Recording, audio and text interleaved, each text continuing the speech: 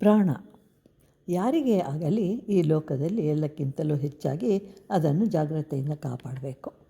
ಒಂದು ಕ್ಷಣ ಅದು ನಿಂತರೂ ಮುಗಿಯಿತು, ಆತ ಎಲ್ಲವಾಗುವನು. ಆದ್ದರಿಂದ ಅದಕ್ಕೆ ಹೆಚ್ಚಿನ ಒತ್ತು ಕೊಡಬೇಕಾಗಿದೆ. ಒಬ್ಬ ರಾಜ ಇರ್ತಾನೆ, ಬಹಳ ಆರೋಗ್ಯವಂತನೂ ಆಗಿರ್ತಾನೆ. ಒಂದು ದಿನ ಊಟ ಮಾಡಿ ಮಲಗಲು ಹೋದಾಗ ಸಾಧ್ಯವಾಗಲಿಲ್ಲ. ಹೃದಯದ ಬಡಿತ ಹೆಚ್ಚಾಯಿತು, ಉಸಿರಾಡಲು ಸಾಧ್ಯವಾಗಲಿಲ್ಲ, ನೋವು ಹೆಚ್ಚಾಯಿತು. ಮಹಾರಾಣಿ ಕೂಡಲೇ ಡಂಗುರ ಸಾರಿಸಿದಳು.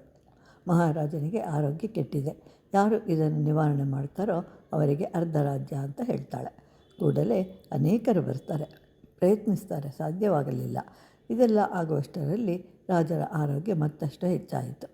ಇನ್ನು ಕೆಲವೇ ಕ್ಷಣಗಳಲ್ಲಿ ರಾಜ ಇಲ್ಲವಾಗ್ತಾನೆ ಅಂತ ತಿಳಿದು ಮಂತ್ರಿಯು ಮಹಾರಾಣಿಗೆ ಹೇಳ್ತಾನೆ, ನಮ್ಮ ಊರಿನ ಹೊರಗೆ ಒಬ್ಬ ಸೂಫಿ ಸಂತನಿರುವನು, ಅವನು ಮಾತ್ರ ರಾಜನನ್ನು ಕಾಪಾಡೋದಕ್ಕೆ ಸಾಧ್ಯ ಅಂತ ಹೇಳ್ತಾನೆ. ಮಹಾರಾಣಿ ಕೂಡಲೇ ಸಂತನ ಬಳಿಗೆ ಹೋಗಿ ಅವರ ಪಾದಗಳಿಗೆ ನಮಸ್ಕರಿಸಿ ವಿಷಯ ತಿಳಿಸ್ತಾಳೆ. ಸಂತರು ಕ್ಷಣಕಾಲ ಕಣ್ಣು ಮುಚ್ಚಿ ಧ್ಯಾನಿಸ್ತಾರೆ. ಅವರಿಗೆ ವಿಷಯ ತಿಳಿಯುತ್ತೆ ಅಂತ ಹೇಳಿ ಮಹಾರಾಣಿಗೆ ಹೇಳ್ತಾರೆ. ನೀವು ಕೂಡಲೇ ಮನೆಗೆ ಹೋಗಿ ಮಹಾರಾಜರ ಕೋಣೆಯಲ್ಲಿ ಮೇಲೆ ಒಂದು ಕಡೆ ತಾರಸಿಯಲ್ಲಿ ತೂತಾಗಿತ್ತು, ಅದರೊಳಗೆ ಒಂದು ಪಾರಿವಾಳ ಜೀವಿಸಿತ್ತು. ಅದನ್ನು ತಿಳಿಯದ ತೂತನ್ನು ಮುಚ್ಚಿದರು.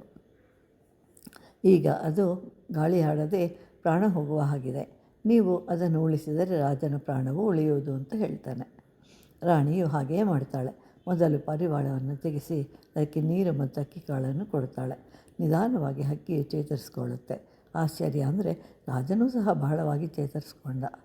ಮಾರನೇ ದಿನ ಸಂತನಿಗೆ ಧನ್ಯವಾದಗಳನ್ನು ಅರ್ಪಿಸಲು ರಾಜ ರಾಣಿ ಇಬ್ಬರೂ ಅವರ ಬಳಿಗೆ ಹೋದರು. ರಾಜ ಕಿರೀಟ ಸಮೇತ ನಮಸ್ಕರಿಸ್ತಾರೆ.